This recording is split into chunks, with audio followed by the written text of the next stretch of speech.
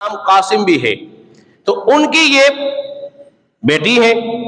तो अब डबल रिश्ता हो गया, यहां भी हुआ और बोलिए वहां भी हुआ है। और मैं बार बार एक बात आपके सामने बयान करता हूं कि अस्मा बिन्त उमैस जो इमाम वो जाफर तैयार की जो बीवी थी, उनसे निकाह किया था हजरत अबू बकर सिद्दीक रजी अल्लाह तआला अन्हु ने। और ये फातिमा ज़हरा रज़ी अल्लाह तआला की आखिरी वक्त तक में खिदमत करती रही, तीमारदारी करती रही, तीमारदारी करती रही। किसकी? अबू बकर सिद्दीक रज़ी अल्लाह तआला की बीवी हैं। बाप ने कहा ना कि वो आपका इंतकाल रात में हो गया और अबू बकर सिद्दीक को इत्तला ही नहीं की और उनकी नमाज जनाज़ा हज़रत अली ने पढ़ा दी। ये रिवायत अकलन नकलन रिवायतन दरायतन दुरुस्त नहीं। इसलिए कैसे हो सकता है कि जिसकी बीवी जिसके घर में मौजूद हो, तीमारदारी कर रही हो, उसके शोहर को खबर ही ना हो? ये मुमकिन है? बोलिए, अकल में आती है बात? अकल में नहीं आती। तो तबकात इब्न साद के अंदर, इसी तरह अल बिदाया व निहाया के अंदर ये बात मौजूद है कि सैयदा खातून जन्नत रज़ी अल्लाह अन्हा की नमाज जनाजा सैयदना अबू बकर सिद्दीक रज़ी अल्लाह अन्हु ने ही पढ़ाई थी। बात समझ लिया आपने? अब जो बताना चाह रहा था वो ये कि जब अबू बकर सिद्दीक का हो गया विसाल, उनकी जो बेवा थी अस्मा बिन्त उमैस, उससे हजरत अली ने शादी की। और फिर मोहम्मद बिन अबू बकर जो थे वो हजरत अली के मुंह बोले बैठे थे और हजरत अली ने उनकी किफालत की, परवरिश की। फिर मिस्र का उनको गवर्नर भी मुंतखब किया। मुख्तलिफ जंगों के अंदर आप शामिल भी हुए। तो इसीलिए इमाम जाफर सादिक रज़ी अल्लाह तआला बयान करता है कि मेरा अबू बकर सिद्दीक के साथ डबल रिश्ता है, डबल रिश्ता है। ये आपने देख लिया। इमाम जाफर सादिक रज़ी अल्लाह तआला वक्त के बहुत बड़े इमाम थे, बहुत बड़े इमाम। तकवा परहेजगारी में इस बात से अंदाजा लगा लीजिए, इमाम मालिक फरमाते हैं मैंने तो उन्हें हमेशा रोजे रखता हुआ देखा है, नवाफिल की कसरत करते हुए देखा है, कुरान की तिलावत करते हुए देखा है। ये औलिया अल्लाह घराना नहीं, ये रसूलुल्लाह का घराना है। हमेशा नेक अमाल में वो कुरान से वाबस्ता रहे और नेक अमाल में लगे रहे। और फिर फकीह, इतने बड़े फकीह थे कि आपने सैकड़ों से जलील क़द्र ताबई से आपने इल्म दीन हासिल किया था, जिसके अंदर इमाम नाफे, इमाम ज़ोहरी, इमाम उर्वा, ये बड़े बड़े फकीह थे। खुसूसियत के साथ आपने उनसे इल्म दीन हासिल किया। और इस बात से अंदाजा लगा लीजिए कि इमाम मालिक जैसे और इमाम आजम अबू हनीफा जैसे बड़े जलील कदर फुकहा जिसे इमाम आजम कहा जाता है, ये इमाम जाफर सादिक रज़ी अल्लाह तआला के शागिर्द हैं। अरे बोलिए ना जोर से सुभान अल्लाह। इमाम आजम शागिर्द किसके हैं? इमाम जाफर सादिक रज़ी अल्लाह तआला के शागिर्द। इमाम आजम फरमाते हैं अगर मुझे 2 साल अगर मुझे ना मिलते, किसके? इमाम जाफर सादिक के, तो मैं तो हलाक ही हो जाता। अब जरा फिर यह एक सवाल पैदा होता है, फिर इमाम आजम की फिक़्ह मुख्तलिफ क्यों और इमाम जाफर की फिक़्ह कहां गई? दुनिया में इस वक्त 4 बड़े इमाम हैं जिनकी फिक़्ह दुनिया में राइज है, पूरी दुनिया में। सबसे पहले नंबर पर इमाम आजम अबू हनीफा रज़ी अल्लाह तआला जिनके हम मुक़ल्लिद हैं। देखिए ना, अल्लाह ने हमें अगर वली दिया है तो गौसे आजम दिया है, और फकीह दिया है तो इमाम आजम दिया है, रसूल दी है तो रसूल आजम हमें दिए हैं। तो इसके बाद इमाम मालिक के बाद इमाम शाफ़ई हैं। इमाम शाफ़ई के बाद इमाम अहमद बिन हम्बल है। ये 4 बड़े इमाम जिनकी दुनिया में फिक्र बोलिए इस वक्त राइज है। सऊदी अरेबिया के अंदर जो फिक्र चल रही है वो इमाम अहमद बिन हम्बल के पैरोकार है, हम्बली है वो, लेकिन अकायद और नजरियात में वहाबी है। वो फिक्र के एतबार से हम्बली है, अकायद और नजरियात के एतबार से वो नजदी वहाबी है। तो अब उनकी फिक्र कहां गई? देखो, जो उस्ताद से सीखता है शागिर्द वही लिखता है, वही अकायद और नजरियात, वही मसाइल वही अखज करता है जो सीखे थे। तो कुरान और सुन्नत के वो मसाइल जो इमाम आजम से और इमाम जाफर से इमाम आजम ने सीखे थे वो हमारे पास महफूज हैं, लेकिन उनके बाद महफूज नहीं, इसलिए कि उन्होंने उनकी फिक्र को बदल डाला, यकसर बदल दिया। अब उनकी फिक्र दुनिया में मौजूद बोलिए नहीं है जो इमाम जाफर सादिक की फिक्र थी। अब उस पर इस कदर रद्द बदल करके उनकी तरफ मंसूब कर करके मसाइल और रिवायतों को हर रखा है जिनसे कुरान सुन्नत का कोई ताल्लुक बोलिए नहीं है। हज़रात मोहतरम, आप इतने बड़े जलील कदर इमाम थे कि ज़ोत तक़वा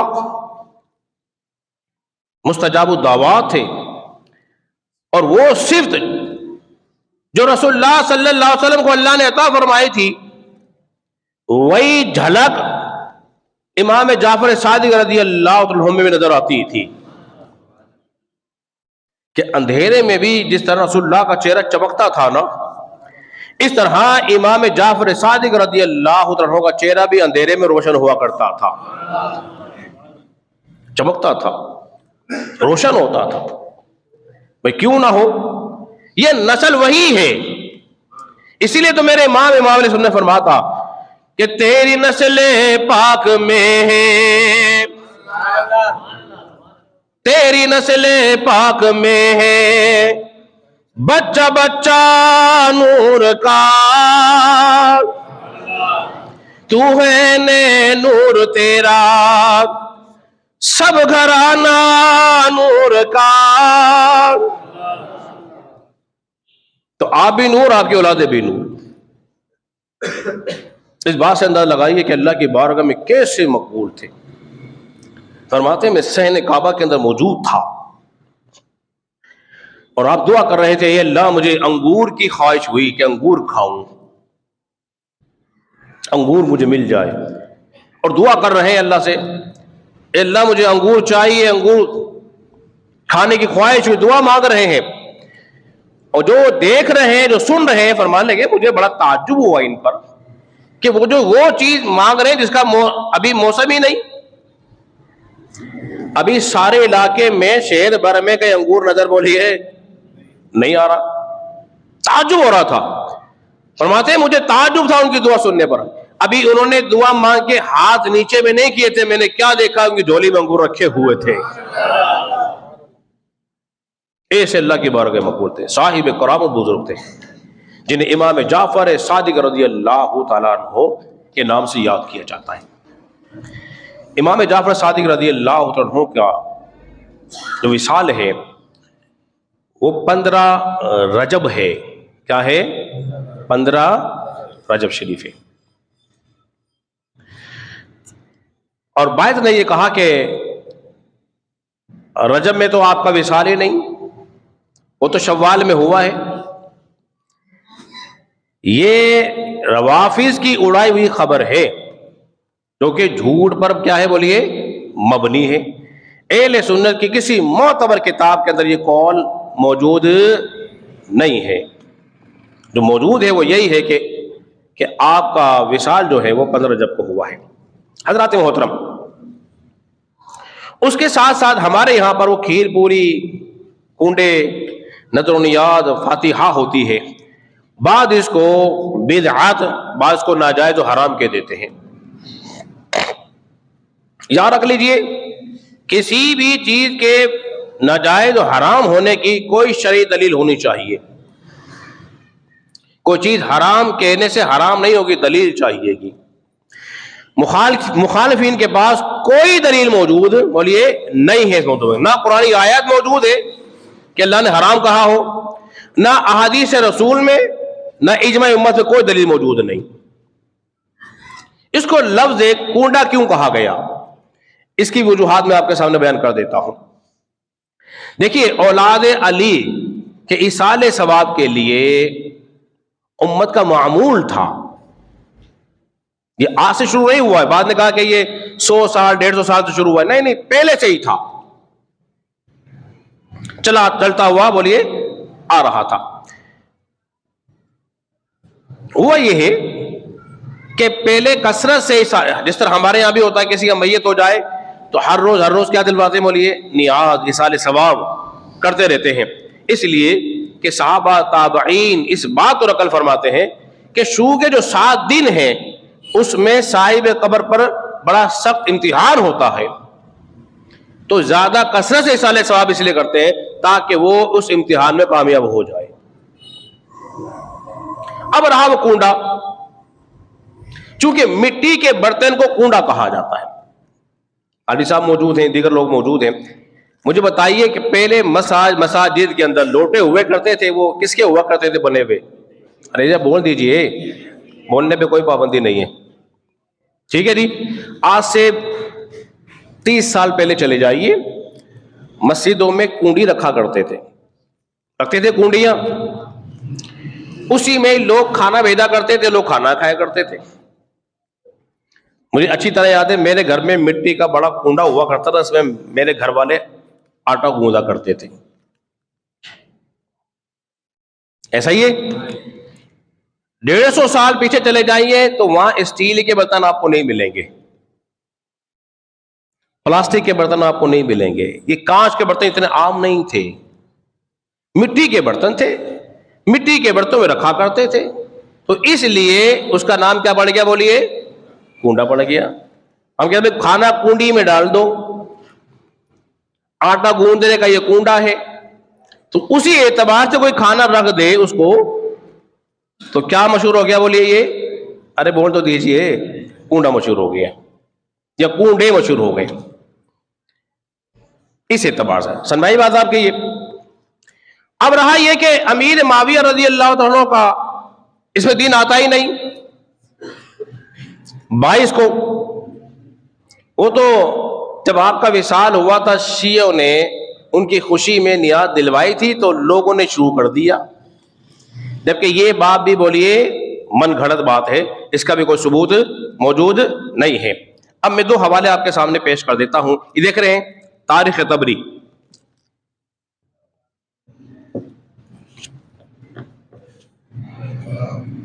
ये तारीख तबरी है और जिल्द 4 है और सफा नंबर इसका 130 है।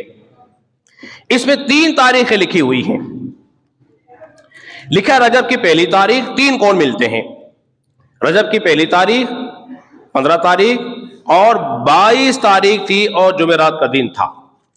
22 तारीख थी और जुमेरात का दिन था। ये थी तारीख तबरी। इसी तरह अल बिदाया व निहाया, ये देख रहे हैं इमाम इब्न कसीर की अल बिदाया व निहाया, इसमें भी 3 कौल लिखे हुए हैं और ये वही 3 कौल हैं जो मैंने आपके सामने बयान कर दिए हैं कि निफ तारीख थी, पहली तारीख थी और रजब की 22 तारीख थी। ये 60 हिजरी के वाक़यात जहां शुरू होते हैं तारीख के अंदर, उसके अंदर ये बात मौजूद है। अमीर माविया रज़ी अल्लाह तआला अन्हु कौन है, ये बात समझ लीजिए। अमीर माविया रज़ी अल्लाह तआला अन्हु कौन है? साहबी रसूल हैं। क्या है? साहबी रसूल हैं। रसूलुल्लाह सल्लल्लाहु अलैहि वसल्लम ने शाह फरमाया था, मेरे सहाबा के बारे में अपनी जबान को चुप रखना, खामोश रखना, बोलना नहीं। क्या मतलब बोलना नहीं? कुछ ना बोले, कुछ भी ना बोले, नहीं। मतलब क्या है इसका? मतलब यह था कि तुमने जब भी तज़किरा करना है खैर से ही करना है, उनके बारे में बकवास नहीं करना, अपनी जबान को रोक के रखना। ये देखिए, ये तिरमिज़ी शरीफ, ये सियासत की किताब तिरमिज़ी शरीफ, और इसके अंदर इमाम तिरमिज़ी ने एक बाब कायम किया है।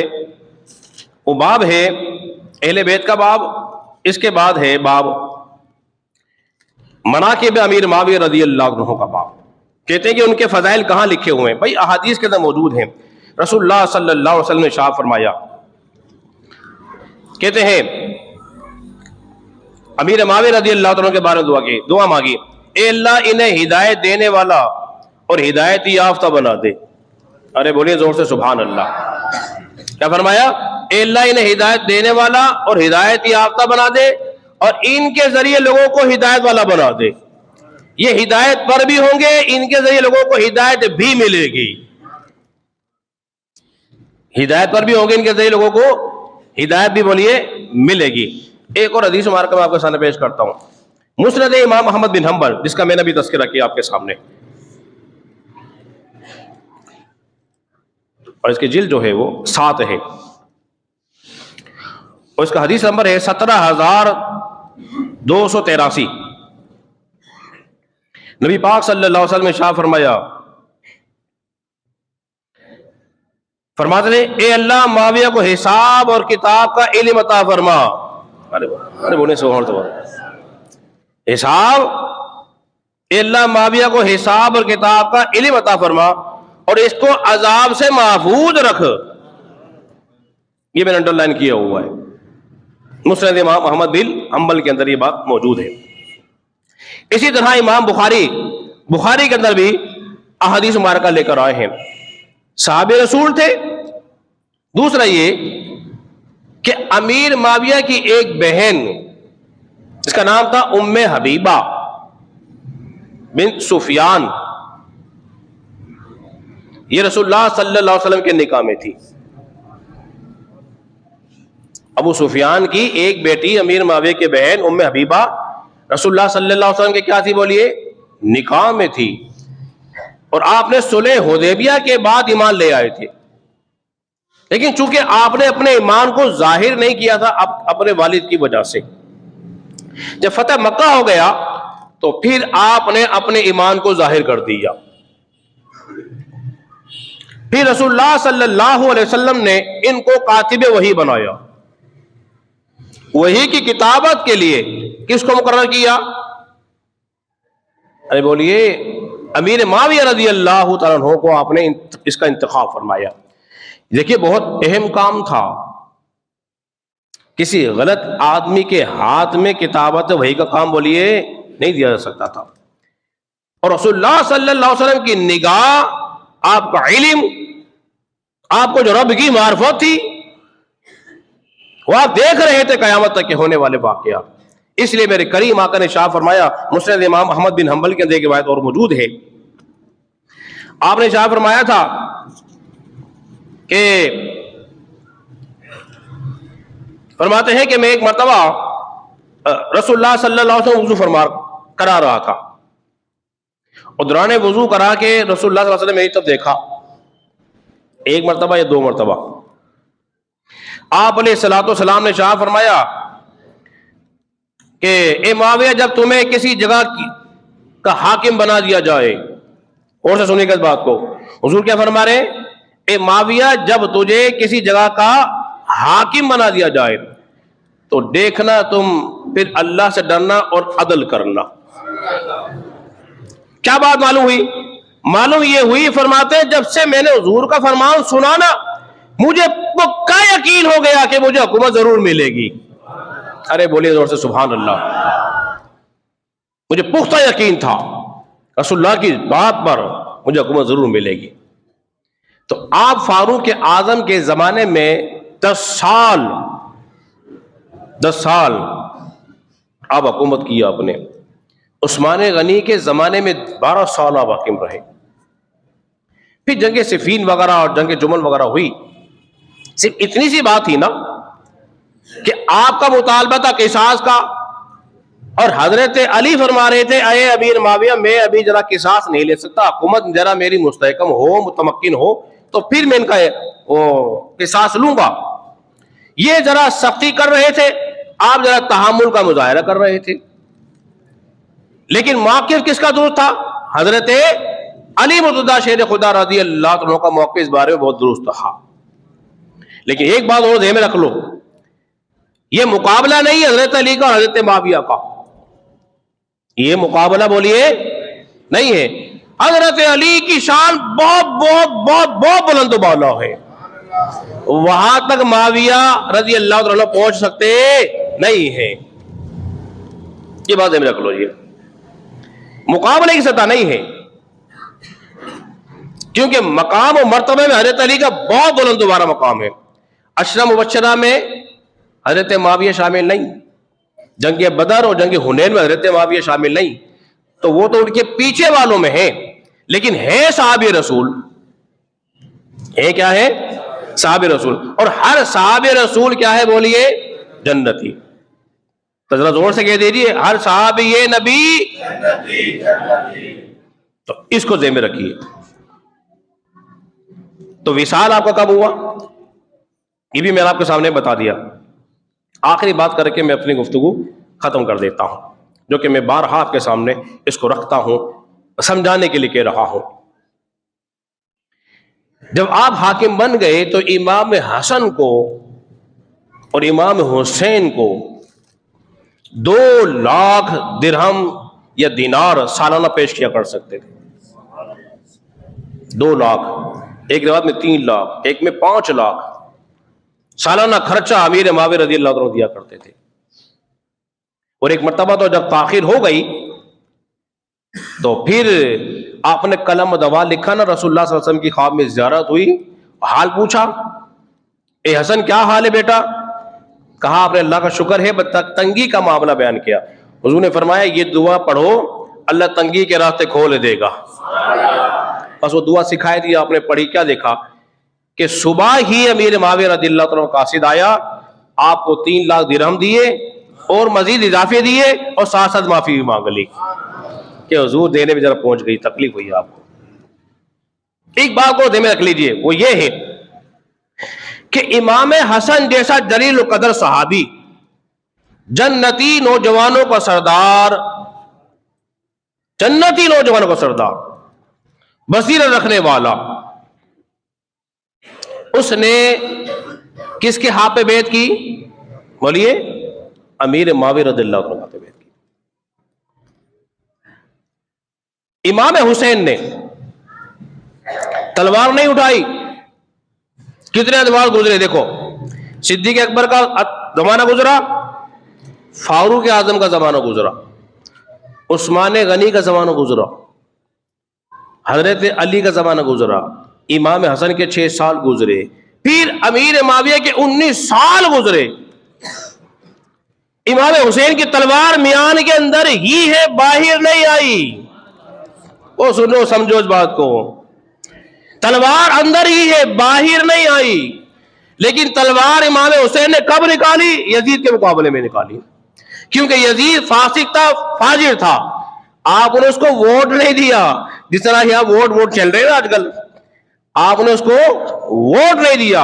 इस वक्त कहते हैं वोट, उस वक्त था बैत, बैत नहीं की उसकी। क्यों? इसलिए कि आप जानते थे किसी फासिक, किसी फाजिर के हाथ में मैं हाथ नहीं दूंगा, वरना इसको मेरी तायद हासिल हो जाएगी।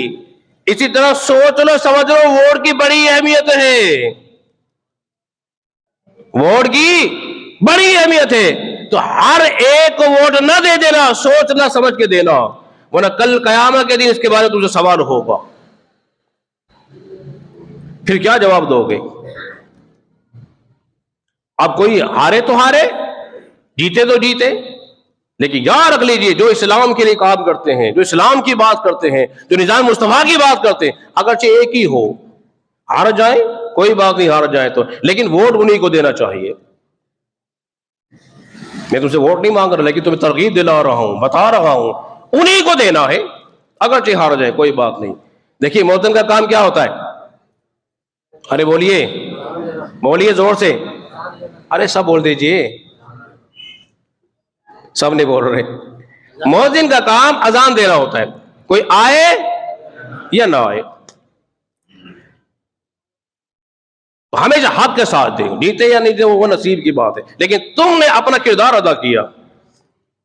इस बात को अगर समझ लिया, यकीन जानिए तुम्हारे लिए फायदा बख्श होगा। अल्लाह रब्बुल इज्जत के बारे में दुआ करें, खालिक के कायनात हमें उसको समझने और अमल पैरा होने की